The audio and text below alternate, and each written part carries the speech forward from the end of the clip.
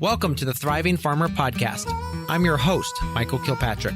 Our mission is to inspire, educate, and celebrate sustainable farming. We believe that you can build a profitable, sustainable farm that gives you true farm freedom.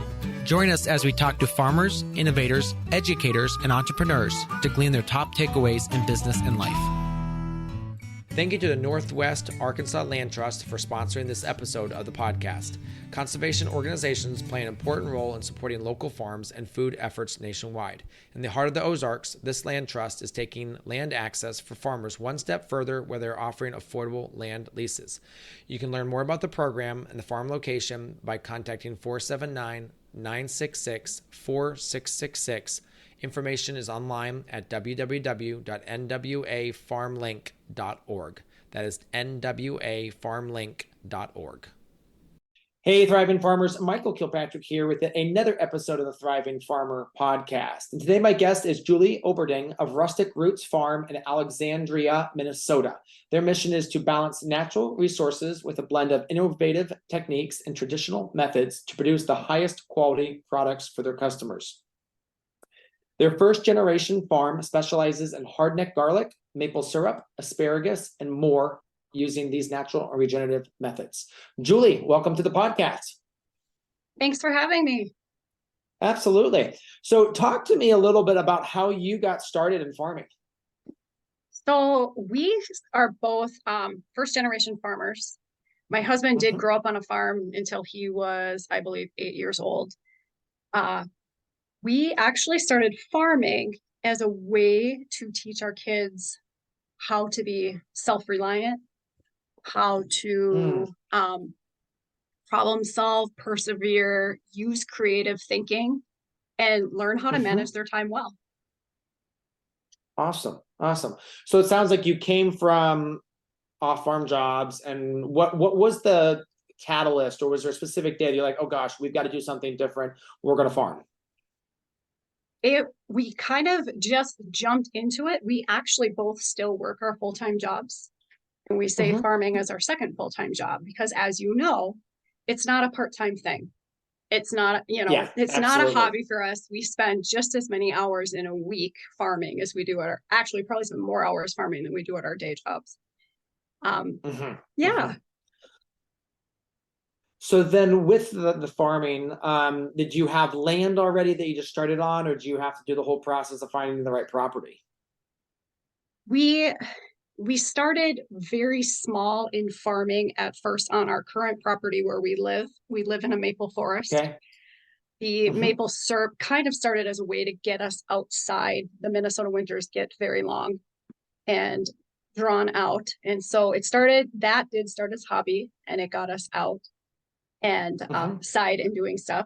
So we've been doing that. We've been doing that for a number of years. Then we decided we wanted to go into strawberries, but the land that we have we don't have enough open, sunny area to do that. So we started searching, and we actually looked at a different piece of property and kind of went back and forth with the owners for about a year. And that did end up falling through. But what was really neat about it is like when one door closes, another one opens. So when that fell through, about a month later, a piece of property we had looked at many, many years before became available. And actually, it's been the greatest thing. So now we have an additional 50 acres of land that we farm. We say that we commute. We drive about 10 minutes from our house, our homeland, down to that. And we've been able to, we did start strawberries. We've started an asparagus patch. That's where we grow our garlic. And we also bale hay. So our kids know what it's like to stack and load those small bales of hay. Yes. Well, if you turn the tension up, those can be way more than the kids do. When we first started, people actually were like, these are a little light. And I said, would you look at my team? I've got to keep them, in that 30-pound range to start with.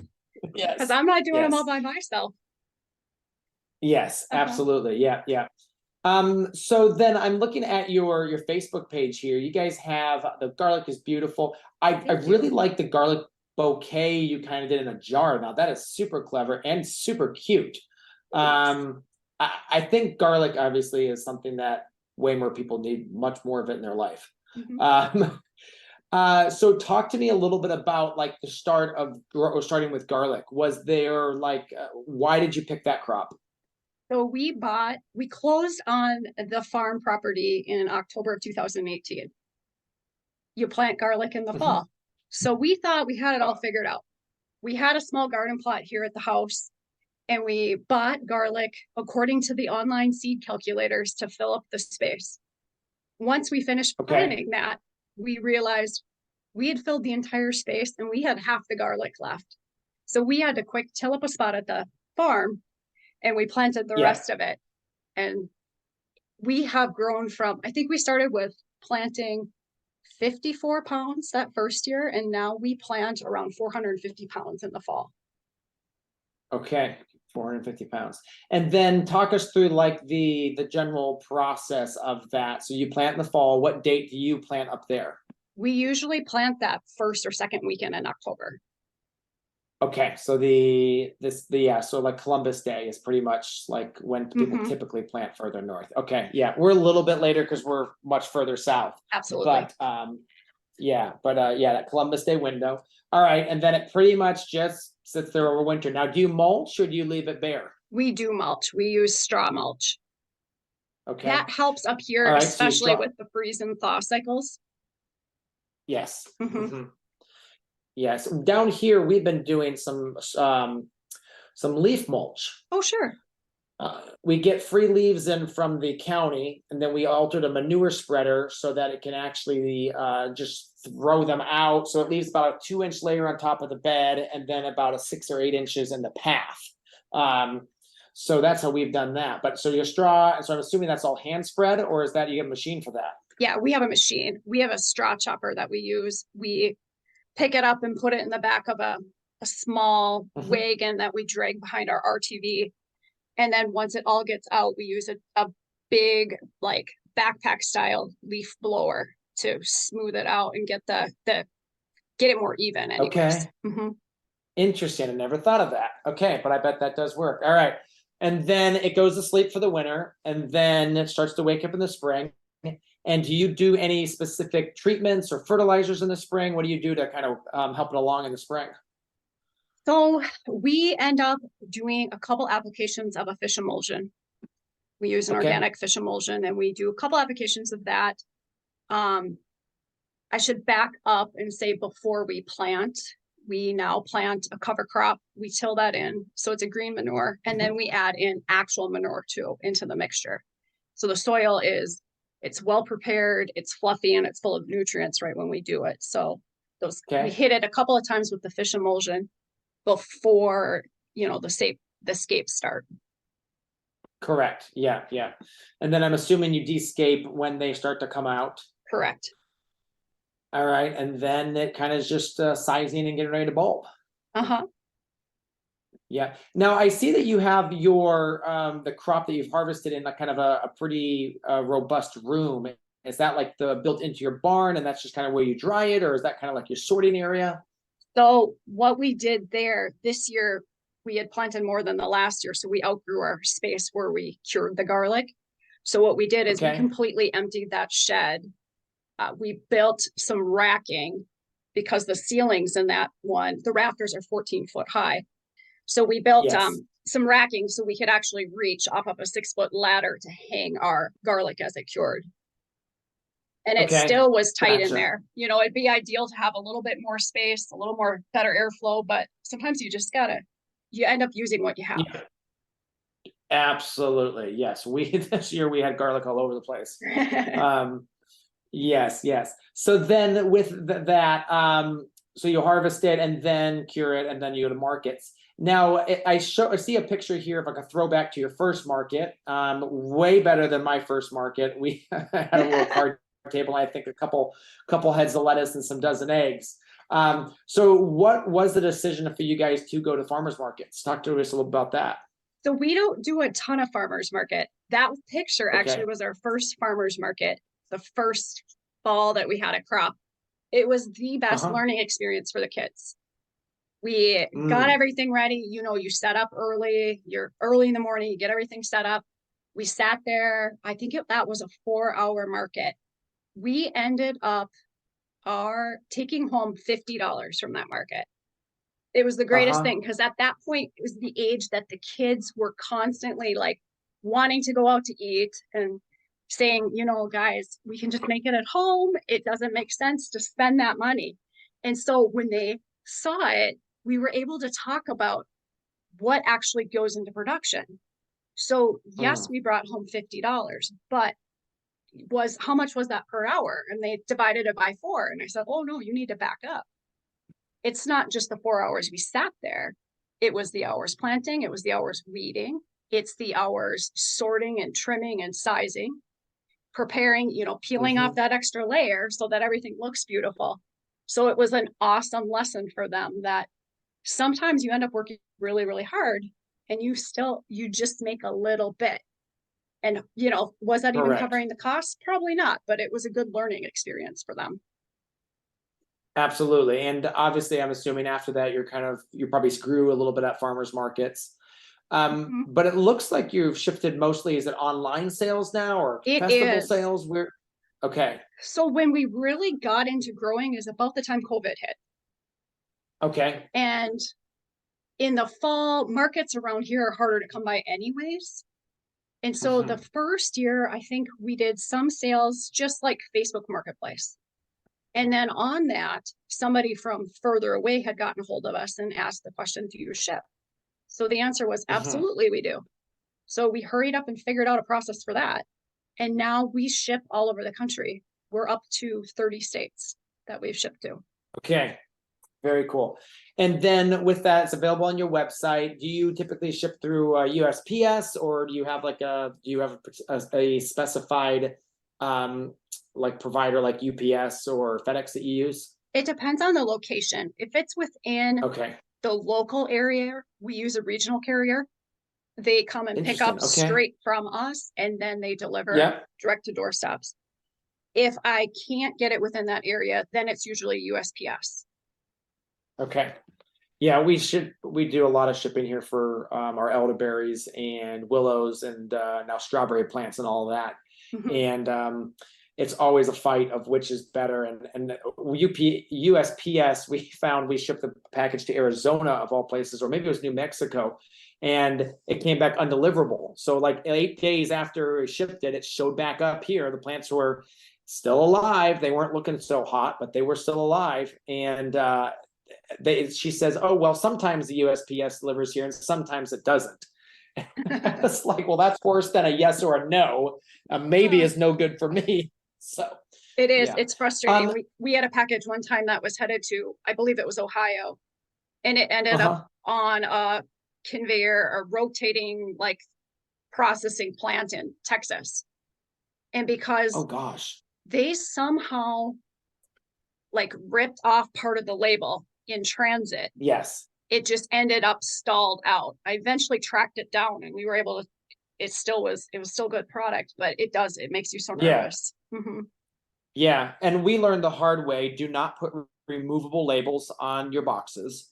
Well, we use removable labels in our wash and pack for our vegetable production side, and someone just grabbed the wrong roll. And there was literally like 1 week in shipping that like a dozen packages went missing for that very reason, because the labels just peeled right off. So yeah, we've had definitely our fair share of shipping horror stories.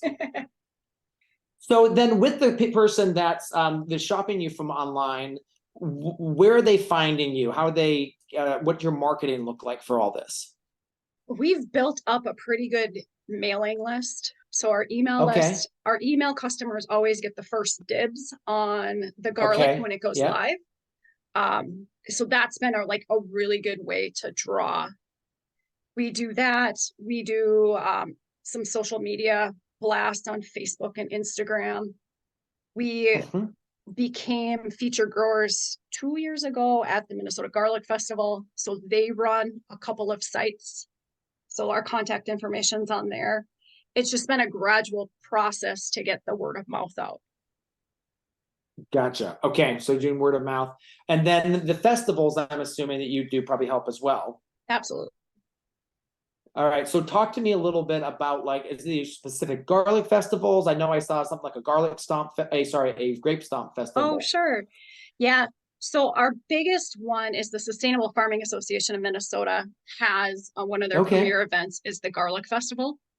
And that Mhm. is almost a juried process to get into.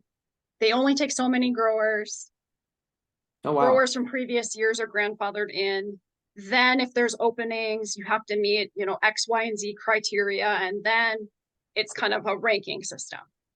So we Yes. were Yeah. able to Mhm. get in, we set the goal pretty high to get in, and we were able to get in on our first try. And That's so awesome. we've been there for a couple of years. And then we just do a few smaller, well, it really wasn't that small, but we do a few festivals here and there. The Grape Stomp is held really close to our house, and their attendance over the 3 days was somewhere in like the 20,000 people range. So they're not necessarily there to buy garlic, but it's just the number of feet through the festival means a certain percentage are willing to buy garlic, and it makes it worth it. Exactly. Yep. Okay. Yeah. Yeah. Very interesting. So I'm assuming if it's a grape stomp, then is there actually grape stomping going on? It was actually right behind where our booth was this year. It was really, Okay. we had a fun location because we could sit and watch stomping in between. It Yeah. was great. So is Minnesota is it a wine grape area, or at least that area? Yeah, there is more and more of them in our area. The Okay. one that we were at, they've been going strong for probably close to 30 years. Wow. Okay. Wow. So it's a regional thing. Yeah. Yeah. And I think it's interesting because you definitely have a niche with your product there. You have basically one pretty big focus. I mean, you do a couple different crops. Are you typically at something like that? Are you just selling culinary and planting garlic, or are you also selling other garlic products? We also sell garlic powders. We make 3 different kinds of garlic Okay. powders. And then this year, we also started into some seasoning blends. So we took the 3 main garlic powders and then branched off of that and featured each one of them in a different blend. Very cool. All right. So talk us through a little bit of the process of making garlic powder, because we've definitely done it. I'm always interested in comparing notes. And I'm assuming you're just taking the grade that's not quite there and peeling them. And do you blenderize it, or is it a hand chop? Yeah, we run every single, head and clove through a peeling machine because we want to make sure those peels are off. Okay. The first Yeah. time that we made it, we did it all by hand. Oh yeah. That's a lot. Even with the machine, it's still quite a bit because our machine is a smaller one. It doesn't like rinse the skins off. So once we get through that, then we have to dunk them in the sink, rinse all this, the husks off and that sort of thing. Then we grind them. We do a rough chop, put them in the dehydrator. Once they're good and dry, then we pulverize them into powder using a machine. Okay, so are you using a Vitamix like many of us do, or do you actually have like a bigger machine that you use? I actually use a Ninja. A Ninja. Okay, so you are using something very similar. Very cool. Yep. All right. So this garlic peeling machine you have, is it one of those that has like those paddles and it just runs it through these different paddles, or is it something else? Yeah, it's just Okay. It's basically a single chamber with the paddles. And the paddles are made out of like a real flexible rubber. And that helps loosen the skins. And what we found is if we wait a little bit longer to process, then the skins have already loosened a little bit. The garlic itself has started to dry out a little bit. They come off a little bit better, but it's still after so many runs through it, they gum up, and there's a lot of still a lot that's done by hand. Gotcha. Yeah. No, we've definitely done that by hand too. We do sriracha, and obviously with sriracha, there's good sriracha has a fair amount of garlic in it as well. So I think the other week they had to peel 30 pounds, and they were telling me, Michael, you've got to figure out something. It's on that like want list is something bigger and better to do that part of it. Yes, definitely. Yes, it is. So yeah, because we did soft neck and hard neck this year, and the big thing was I had thought I had ordered my garlic, and turns out that email was in the to be sent instead of the sent email, and so they had sold out. Everyone had sold out because I was like, I called the company. I was like, where's my garlic? I was like, usually it's here by now. She's like, I don't have an order from you. So anyway, we were scrambling. So we ended up having to scramble from soft neck. And we just typically don't like soft neck as well for what we're doing. Because we're doing all processing. We want those giant cloves. So yeah, processing soft neck garlic for like further it's just a lot of work because the cloves are so small. Mm-hmm. Yeah. So talk to us a little bit about the types of garlic that you grow. Do you grow and how do you pick the varieties? Because I think you do about, is it 14 varieties or something to that effect? We did a dozen this year. Yep. A dozen. Okay. All right. We do just the hardneck garlic. That's what we started in. It does well for us. So we figured we're just going to keep continuing in that route. And flavor wise, we like that better anyways. Absolutely. Of the hardneck, picking... we do different subtypes. So we have porcelains and purple stripes, marbled purple stripes, and some rock and rolls. And picking that variety, was you sample a lot, or is it just as you've grown, you're like, well, we should try this one, and then if that one works, you keep adding to that?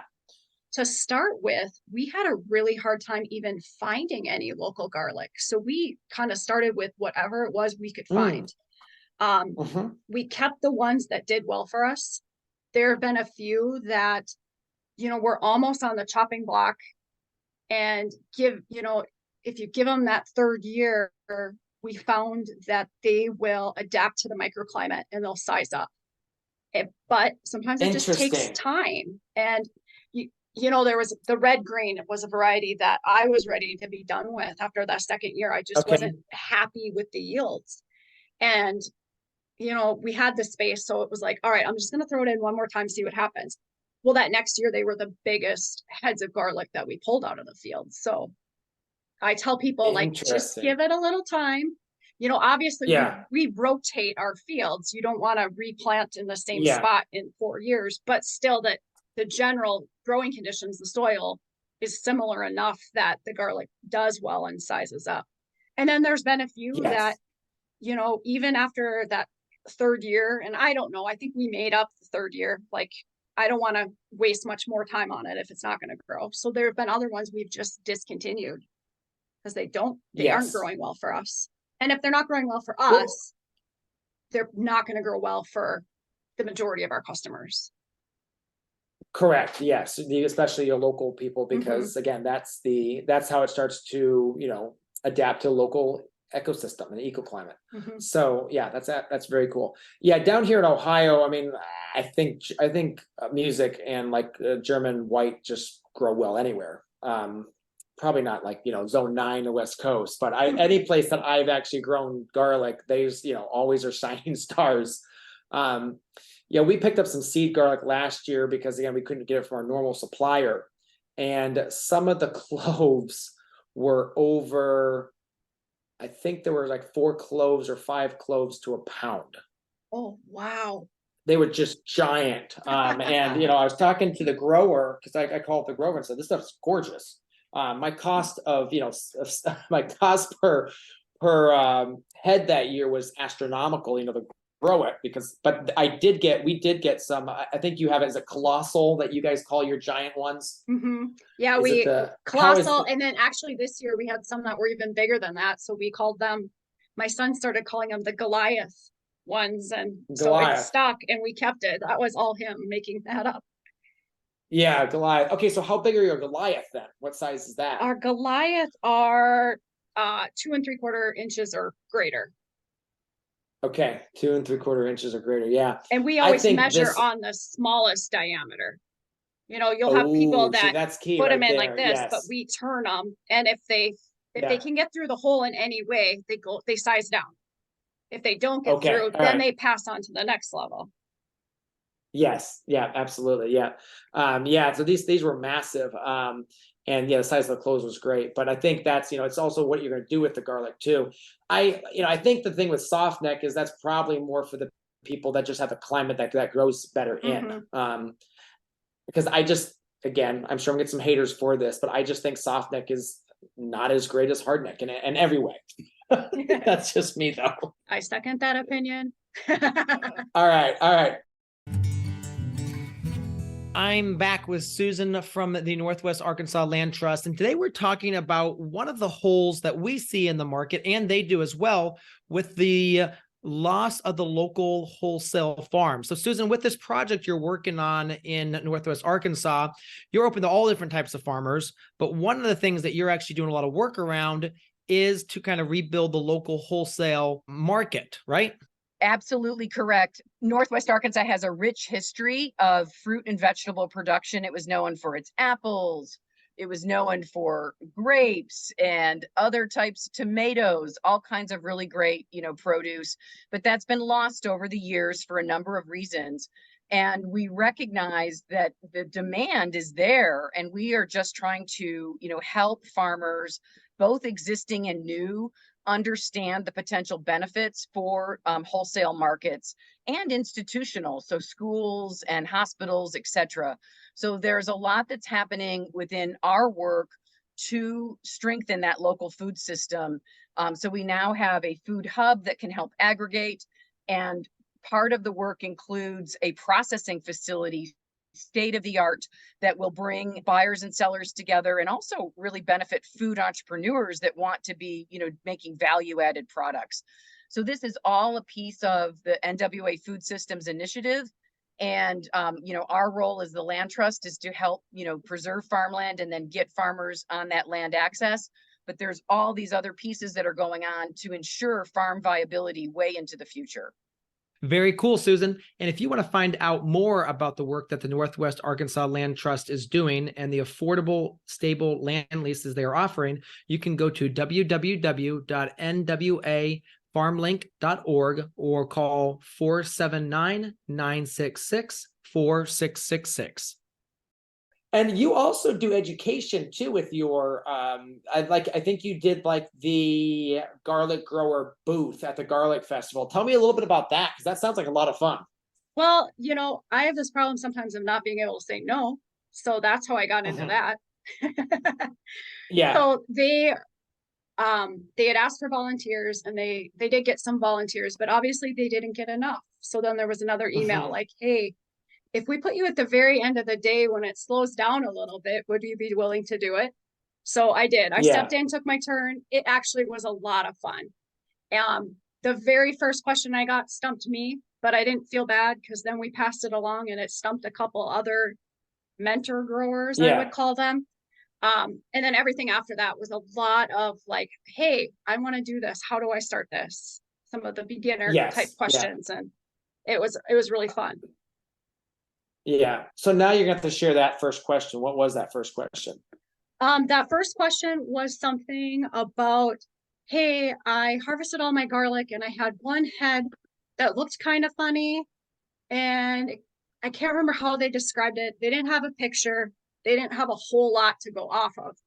And what was funny is they actually work for a very large grower. And I said, well, what did they say? Well, he didn't have an answer either. And then I was like, well, yeah. Okay. If he didn't, I might research. Not either. Yeah. Sometimes definitely. you just get a weird one.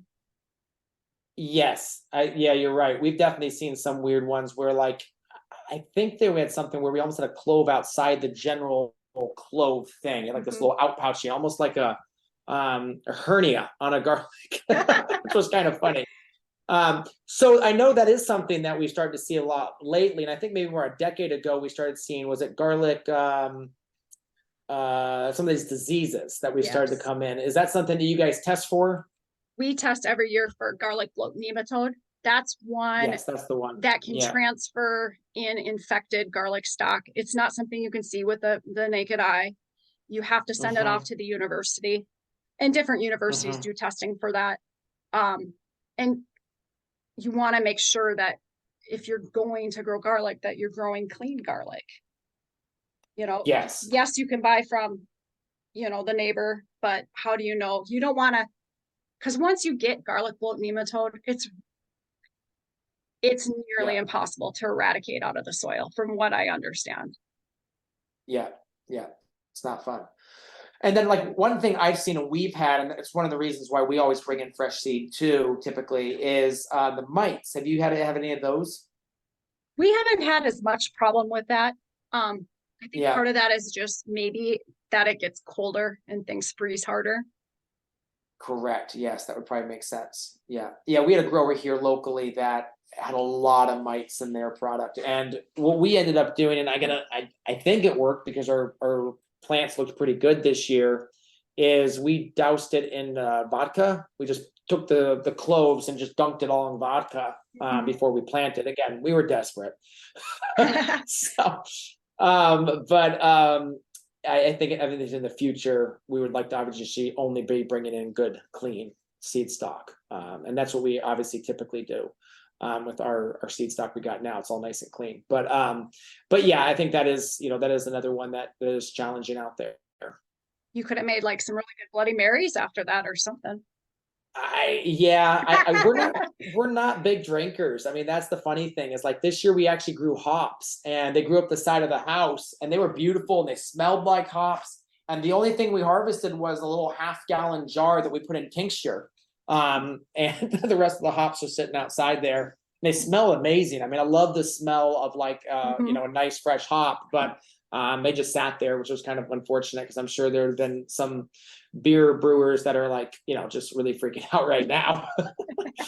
But yeah, that definitely that's just not us. We actually bring in a fair amount of alcohol, mostly vodka, for all the tinctures we do make. So we do like an elderberry tincture, a mushroom tincture, those there. So we'll buy 30 big bottles of it.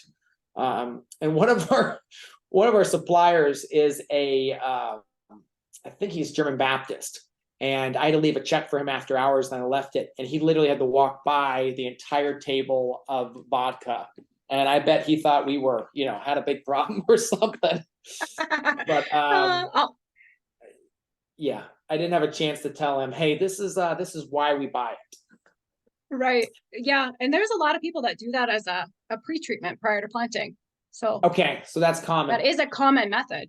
Yeah. We haven't had to do that, but I do know other growers that is just part of the routine before planting. Yeah, another thing we did was, so we did that, and then we went ahead and dunked them in like a prebiotic and like, some kelp and a couple other things as well, like some calcium and stuff to try to give them like a soaking. Again, I don't know if that's effective too. I'm assuming that they are going to suck that up at least some, because they start to absorb water. Have you ever done anything like that? We have. I think we did 2 seasons ago, and the biggest problem with it for us is then when you go to plant, it's sometimes so cold when we're planting. Yes. Now you've got wet hands in near freezing conditions, and it's just not a lot of fun for anybody. But it makes sense that it's giving them a little nutritional jump start to get them to make some nice roots prior to the winter freeze. Correct. Yeah. So, I mean, we'll probably still continue to do it. We actually dunked them, pulled them out, and then we blew air on them with a massive fan for like a day. And so we hope that dried it out enough to plant. But then you're wondering if you actually did any good. But yeah, anyway, I mean, I think growing a good crop of garlic and our garlic this year was beautiful. We had the hardneck we did have was fabulous. Soft neck, not so much. And again, I still dislike it. So we won't be doing that again. But the hardneck was absolutely beautiful this year. So it must have done something right. What is your fertility program? Do you have a specific fertility program, or is it more just testing what the soil test shows you and then you just add to based on that? So we're constantly just trying to increase the organic matter of the soil. And it seems like when we do that, it kind of takes care of itself. We have done some soil testing, originally we did. We don't do it every season. We plant a cover crop of a variety of different things. And then we mow it off, we till it in, and then we till in the manure, and then shortly thereafter, or a few weeks after, depending on what the timeline works for us, we plant the garlic into it. Gotcha. And I noticed in one picture you do fence. Is that keep things out of the garlic, or?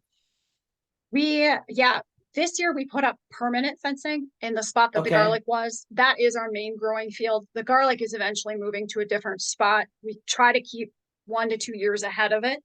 Mhm. So we know like it will move. And so then next spring, a cover crop will go in on top of, we're taking over part of an alfalfa field. We're taking that out of production and putting it into garlic production. But then even so, we still put temporary fencing up, partly because before the ground freezes and the straw is down, the deer think that's a great spot to bed down. And their hooves are so sharp that we just don't want to take the chance of them piercing the cloves. They don't, Yes. we've never had when we planted in the open, where they've bothered the garlic once it's up. It's just, if we're going through all that work to plant it, we don't want them trumping through it and damaging it before it even gets a chance to become a plant. Yeah, no, that absolutely makes sense. Interesting. Yeah. Thankfully, we're pretty urban and we haven't had that much deer pressure. I mean, we'll get deer coming through every couple weeks, but it's not like a nightly thing. So we're pretty grateful for that. I noticed you're actually using in one picture here, you're using like a dibbler. Do you still use that dibbler that you show in that picture? Yes, we have used that. And then we modified a wheel. So we made a wheel dibbler for this past season. Mm-hmm. It just, so as we move forward with projects on the farm, our biggest thing in the past year is trying to find more efficient ways to, our time is probably our like most valuable resource. So we're figuring out ways that we can save our time so that we can use the time that's left to do the other things. Correct. Yeah. So that is one way that's made it a little bit easier, is that planting wheel. Absolutely. Yeah. Now it looks too like you literally just start at one side of the field and then just work your way across the field planting. Is that correct? You don't leave any like cultivation paths or anything? Mm-mm. We basically we do about 6 rows across. Okay. And then we leave a walking space, and then it's another 6 rows of walking space, but the straw mulch gets blown over all of it. So then we have the straw mulch in between, like where the walking paths would be.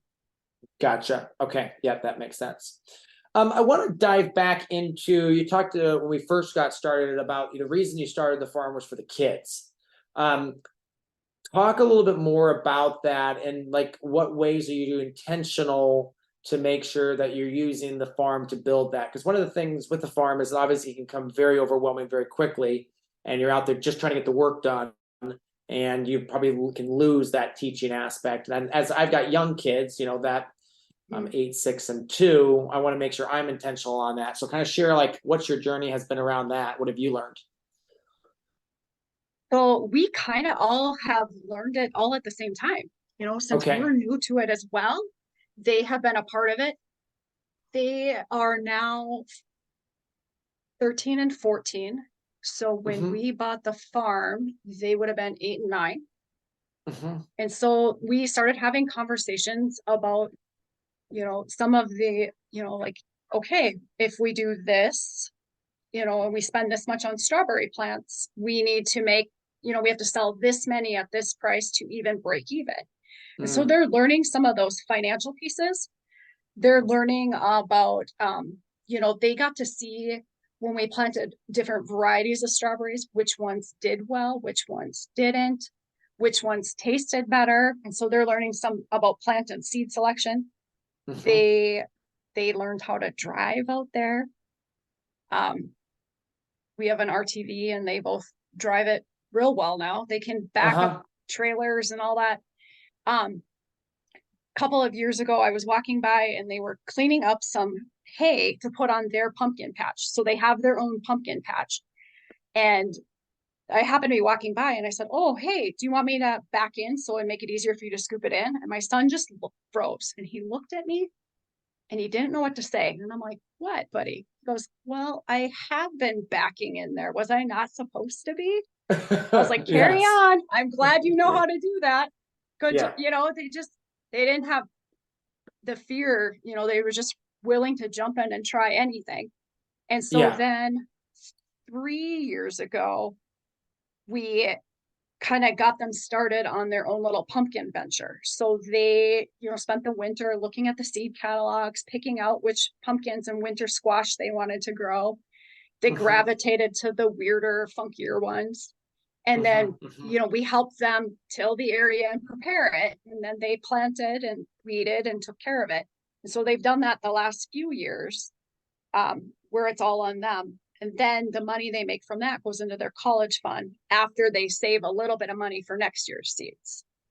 Gotcha. Okay. Interesting. So it's not only like teaching to work hard, teaching to try new things, but you're also now teaching financial responsibility as well as, stewardship and cost allocating, all these great things. Have they, so have they just been as enthused about the farm as you, or has there been times where you've had to kind of like encourage them to work a little more towards that? Absolutely. Kids are kids. There are times Yeah. where they don't really want to get up and come and help. But then there's other times where last week was a great example. It was town's homecoming, and they knew the Grape Stomp Festival was 3 days, and they were like, well, should we get up, the morning after the football game and come out and help you? And they were all ready to do it.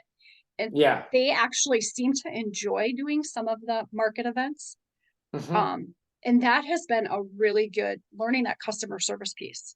And Absolutely. interactions with customers has been great. And they actually are very knowledgeable because they have been there every step of the way. They know Correct. the differences between the different kinds of garlic, and they can help people decide what they want to buy. Yeah. In the summertime, when the phone calls were coming in and I was at my day job, they're answering the phone, talking to customers, and I've gotten a lot of positive feedback about how well Yeah. spoken they are at the ages they're at. Yeah. Yeah, that's awesome. So I'm assuming at this point, they're maybe just starting to think about careers. How has working on the farm, impacted any discussion of that, or are they not thinking about that yet? So I think the youngest one still thinks he's going to be a professional baseball player. So Okay, there's well, that. that's always a time for that.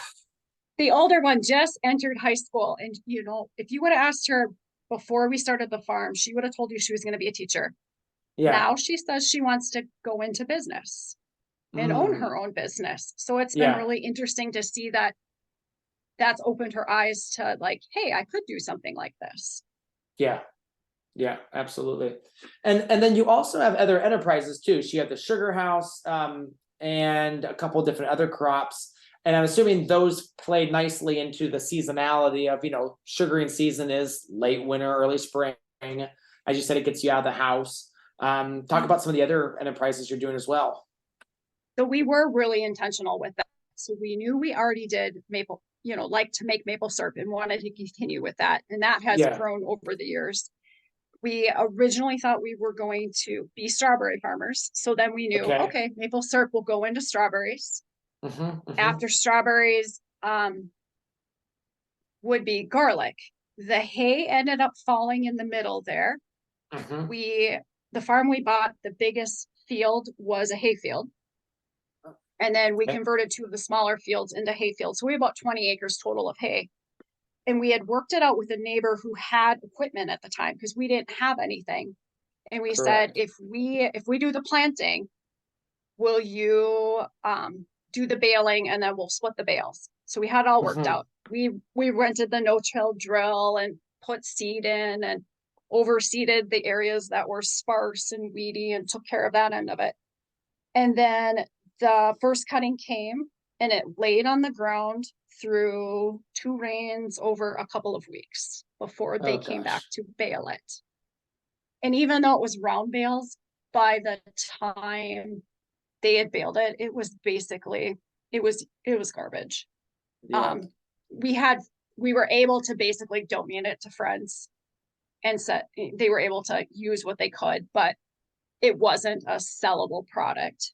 And so that's when we were like, well, we can do this. We can do it ourselves. And so that year, my husband and I both have August birthdays. I think he got the baler for his birthday and I got the hay rake for my birthday. So we bought some, old used equipment. We had a friend who is a longtime farmer that helped us get everything up and running. And so now that kind of fits in between that spring and fall season with the different cuttings of hay. And you're doing all this while still working full-time jobs. Yes. Yep. I know. Yes, Uh, yes, it's absolutely. it's a lot sometimes, but we do it. Yeah, yeah. So what would you say your biggest advice to young farmers would be, someone who's just getting into the farming for the first time? I think you need to look into things that you find are interesting to you and something that's Uh-huh. motivating to you. We knew we weren't corn and soybean people. We knew we didn't really want to do livestock. We want to be able to, we wanted to be able to eventually, or at times, not have to be there every single day. So we have short windows where we maybe just have to be there once or twice a week. Right now, most of my time is actually spent at our house preparing garlic orders as they go out. I don't have to go feed Yeah, cattle or sheep or goats or any of those things.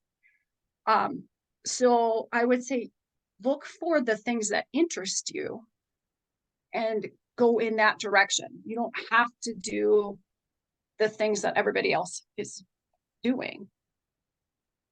hmm yeah. Find your own niche and just expand it, and that's what you've done. You've done really well with garlic, and then you've added these other products as well. What percentage of your garlic sales do you think those value-added products is now? Quite a so the actual amount of product isn't all that much, but Mm. the return from that is quite high. For example, the Yeah, event we just did, we sold probably 2/3 powder to 1/3 garlic bulbs. It was just a different market. oh It was a wow, convenient, yeah, that's a convenience thing. yeah, It was those people were there as more of a culinary, there was a few growers, but most people were there because yeah, it was kind of a foodie event. And so those yeah, things, the powders and the seasoning blends went really well compared to the garlic bulbs. And we started making correct, yeah, garlic powder just because we hate wasting things. Garlic is a cool correct, crop in that you can actually sell it 3 different times. You can sell the scapes, you can sell the bulbs, and then you can sell the powders. We started yes. making the powders because we wanted to be no waste before we even knew that value added was a thing. Yeah, yeah. Um, and like with, yeah, I would say about a full third, if not a full half now of our garlic doesn't end up as bulbs, it ends up into something else. Mhm.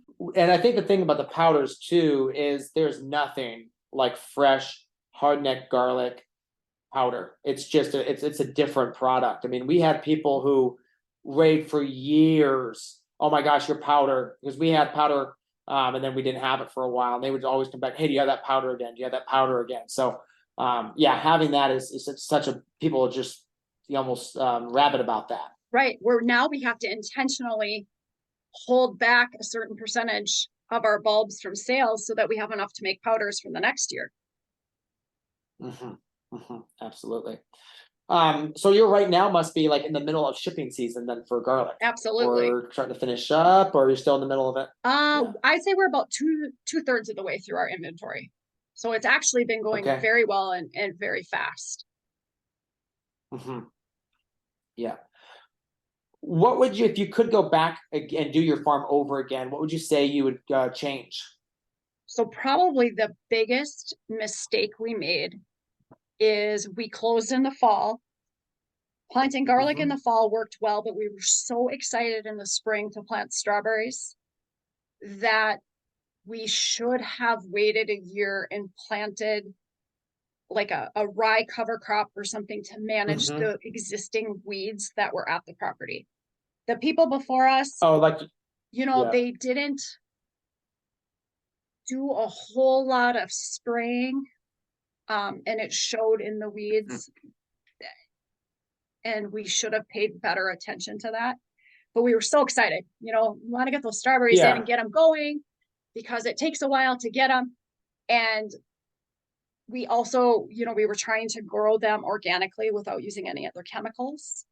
And so I'd spent hundreds of hours weeding. Those fields looked awesome. And then the late season weeds come in, and before you know it, they're taller than you are.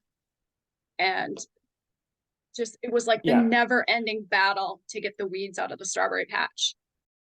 were they? Were they like the perennial weeds or grasses and stuff? They coming were back? like the perennials, the pigweeds, the Yeah. thistles. Those Yeah, kind of yeah, things, thistles can be nasty, Mhm. very nasty. Yeah, and a good summer fallow is, you're right, is key to make sure that those disappear. Yeah, yeah. We do annual bed system strawberries here, so we typically plant in the fall. We literally just last week finished up our planting for the year. So we'll plant in the fall, mulch the beds pretty good between the beds, and then harvest in the spring. So it's probably a little late for you guys to do that now, but yeah, I'm assuming you've probably worked through some of those weeds in another area, and you're getting ready to plant some more next year. Or? We planted some neutrals this season. Okay, yeah, And that the yield has been okay. We're on our 3rd year of drought, so we just really can't catch a break that way either when it comes to some of these things. yeah, And so next year there will be another open area in the main growing field. So it might be time to revisit the strawberries. yes, yeah, absolutely. Well, I think that's all the questions I got. Julie, anything else you wanted to share before we go? No, I'm so appreciative that you had me on. Absolutely. No, it's always exciting to hear about others' farms, and I love the mission and kind of like why you guys started your farm, to get your kids involved in ag, teach them about that, teach them life lessons. I think um, there's so many kids that are growing up and do not have the slightest idea about agriculture and how to work hard and how to problem solve.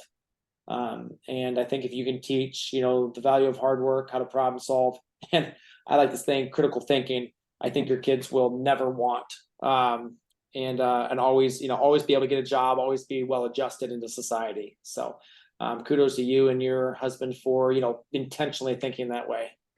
Thank you. Absolutely. All right. Well, Julie, thanks so much for your time, and can't wait to share this with the audience. All right. You have a great night, Michael. Absolutely. So there you have it, another episode in the books. So I'd love if you would hop on over to iTunes and leave us a rating and a review. Those mean everything to us. We love to hear what you're thinking. If you have a podcast guest that you can recommend, please pop on over to the Thriving Farmer Podcast website and leave us a review. That's thrivingfarmerpodcast.com.